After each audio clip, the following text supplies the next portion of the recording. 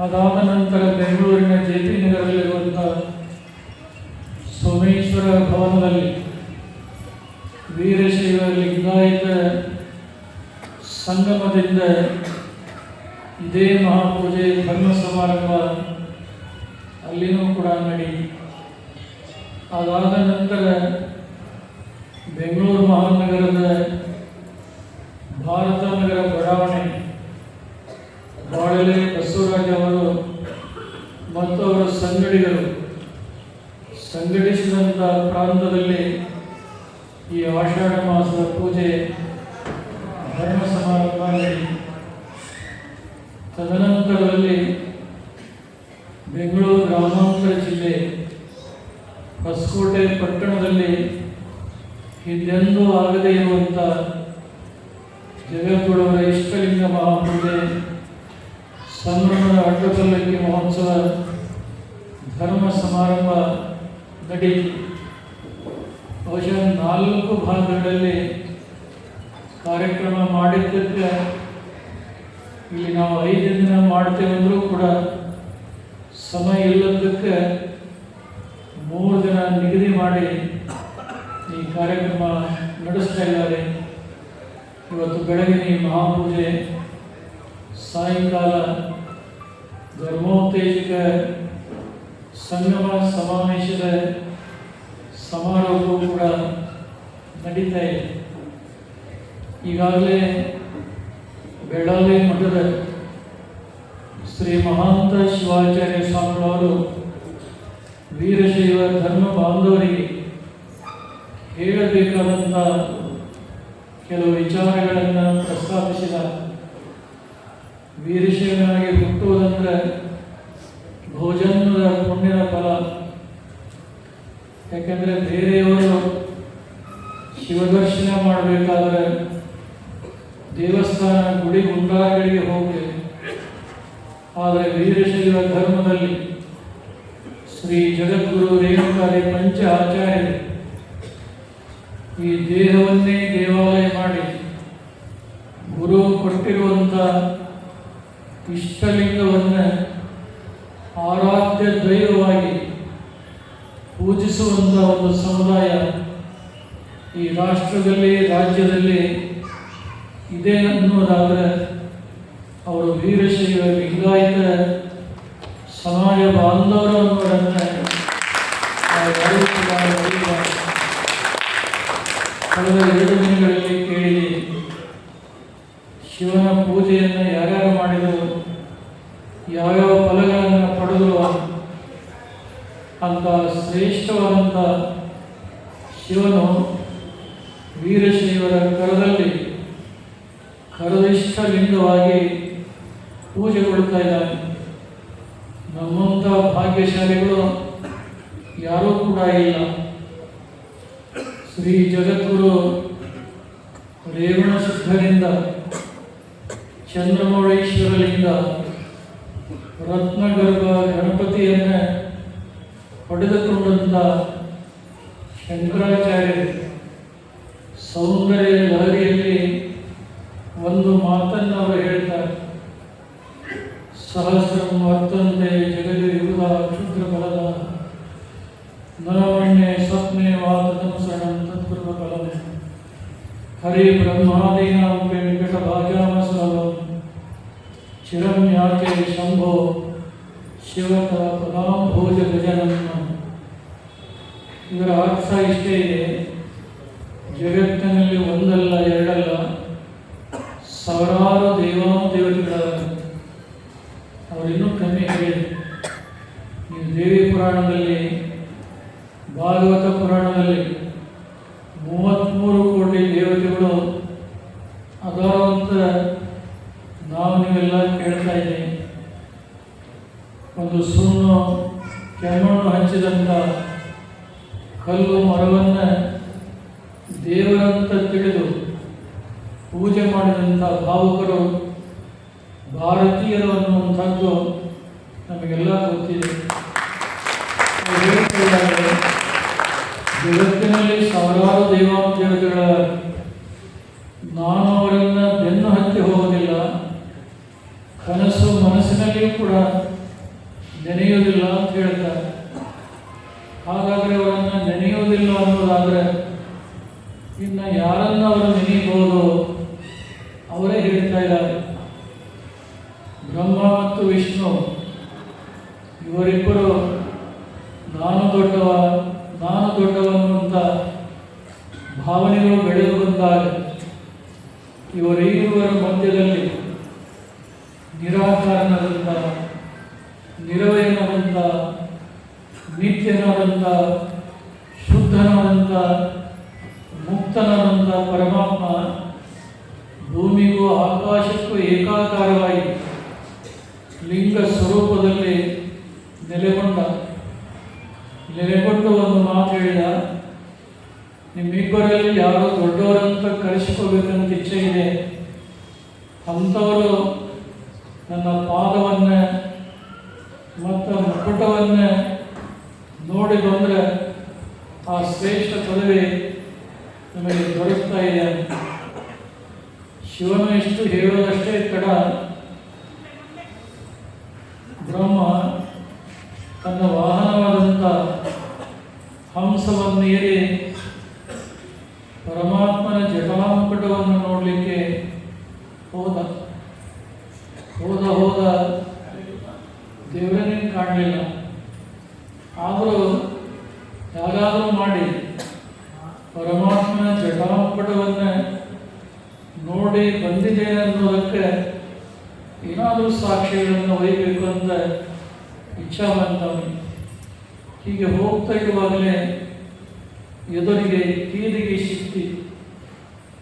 ಆ ಕೀರಿಗೆ ಹೇಳಿದ, ಪರಮಾತ್ಮ ವಿಚಾರಣೆ ಮಾಡುವಂಥ ಸಂದರ್ಭ ಬಂದಾಗ ನಿನ್ನ ಮುಕಟವನ್ನು ನೋಡಿ ಬಂದಿದ್ದಾನಂತ ಕೇಳಿದಾಗ, ಹೌದು ಬ್ರಹ್ಮ ಶಿವನ ಮುಕುಟವನ್ನು ನೋಡಿ ಬಂದಿದ್ದಾನೆ ಅಂತೇಳಿ ಸಾಕ್ಷಿ ಹೇಳುವನು. ಸಾಕ್ಷಾತ್ ಬ್ರಹ್ಮ ಹೇಳ್ತಾನಂದ್ರೆ ಆ ಕೇದಿಗೆ ಆಗಲಿ ಅಂತ ಒಪ್ಪುವನು. ಸಂತೋಷವಾಯಿತು ಬ್ರಹ್ಮನಿಗೆ. ಸ್ವಲ್ಪ ಮುಂದೆ ಹೋದ, ಎದುರಾಗಿ ಕಾಮಧೇನು ಸಿಕ್ತಿ. ಕಾಮಧೇನು ಕೂಡ ಬ್ರಹ್ಮ ಇದನ್ನೇ ಹೇಳಿದ. ಶಿವನ ವಿಚಾರಣೆ ಮಾಡುವಂಥ ಸಂದರ್ಭದಲ್ಲಿ ಬ್ರಹ್ಮ ಶಿವನ ಮುಕಟವನ್ನು ನೋಡಿ ಬಂದಿದ್ದಾನಂತ ಕೇಳಿದಾಗ ನೋಡಿದ್ದಾನೆ ಅನ್ನುವಂಥ ಸಾಕ್ಷಿ ಹೇಳಬೇಕು. ಆ ಕಾಮಧೇನು ಕೂಡ ಬ್ರಹ್ಮನಿಗೆ ಆಗಲಿ ಅಂತ ಒಪ್ಪಿ ತಿಳಿದು ಬಹಳ ಸಂತೋಷವಾಯಿತು ಬ್ರಹ್ಮನಿಗೆ. ಈ ಕಡೆ ವಿಷ್ಣು ಪರಮಾತ್ಮನ ಪಾದವನ್ನು ಕಾಣಲಿಕ್ಕೆ ವರಹ ಅವತಾರವನ್ನು ತಾಳಿ ಭೂಮಿಯನ್ನು ಬಗಿತಾ ಹೋದ.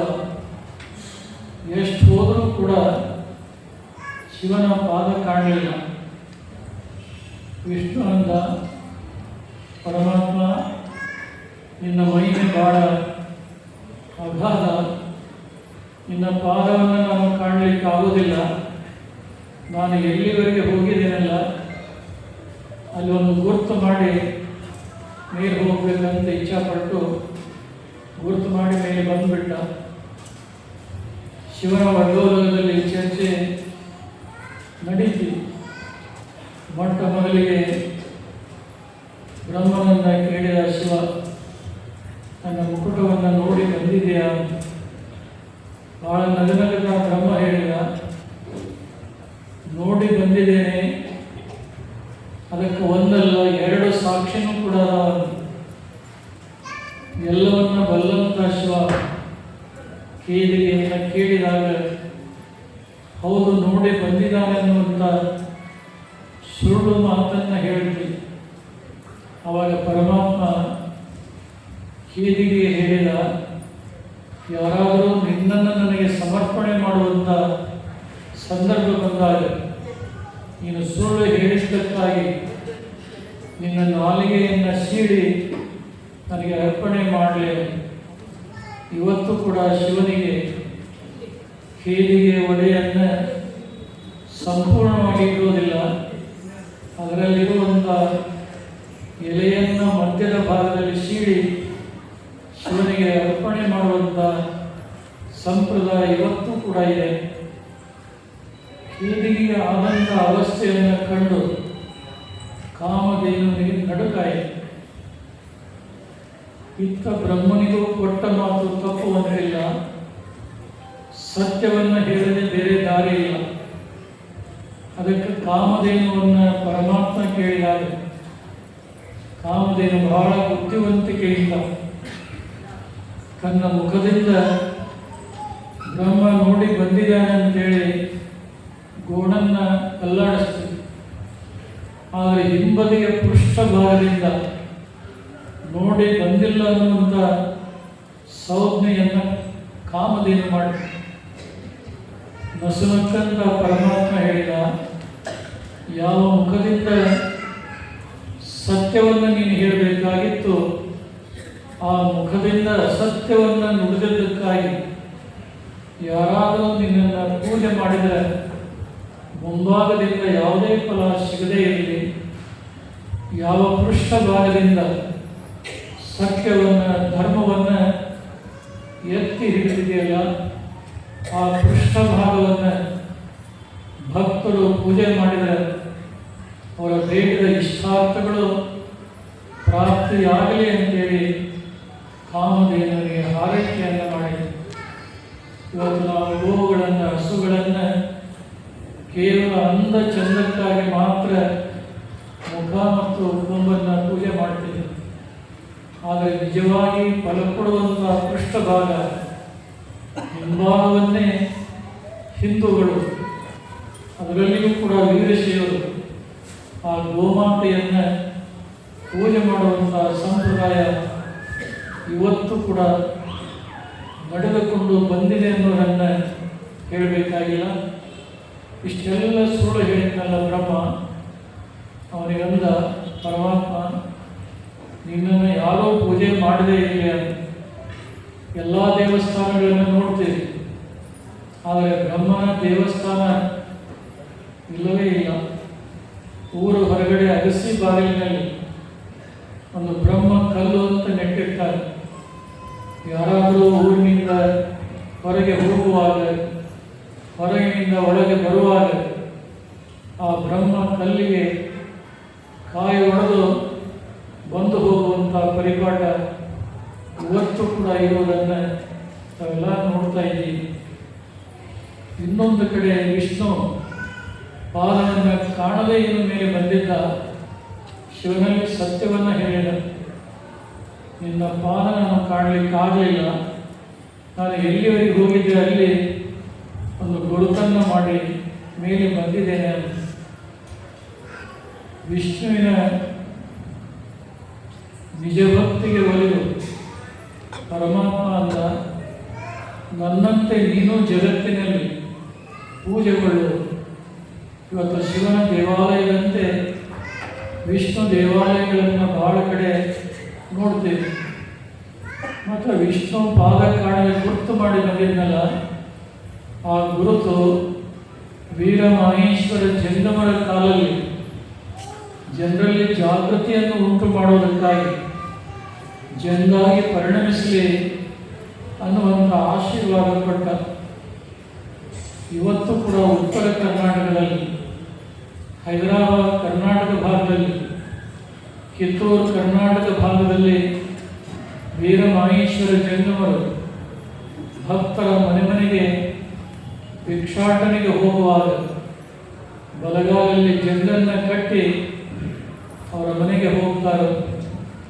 ಆ ಮನೆಯವರು ಕೊಟ್ಟಂಥ ಭಿಕ್ಷೆಯನ್ನು ತಂದು ತಾನೊಬ್ಬನೇ ಊಟ ಮಾಡೋದಿಲ್ಲ, ಬಂದಂಥ ಎಲ್ಲ ಜನರಿಗೆ ದಾಸೋಹವನ್ನು ಮಾಡಿ ಸಂತೃಪ್ತಿಯನ್ನು ಪಡೆಯುವಂಥ ಸಂಪ್ರದಾಯ ಇವತ್ತು ಕೂಡ ಇದೆ. ಆದರೆ ಈ ಭಾಗದಲ್ಲಿ ಬಹಳಷ್ಟು ಕಮ್ಮಿ ಇದೆ. ಆದರೂ ವರ್ಷಕ್ಕೆ ಒಂದಾವರ್ತಿ ಆದರೂ